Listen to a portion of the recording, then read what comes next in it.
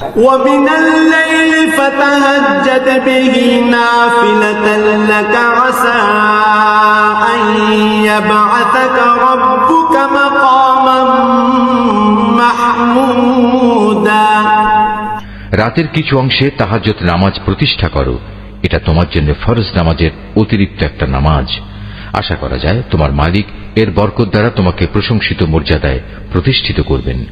وقل رب أدخلني مدخل صدق وأخرجني مخرج صدق واجعل لي من لدنك سلطانا نصيرا। তুমি বলো, হে আমার মালিক, যেখানেই আমাকে নিয়ে যাও না কেন তুমি আমাকে সত্যের সাথে নিয়ে যাও, এবং যেখান থেকেই আমাকে বের করো না কেন সত্যের সাথে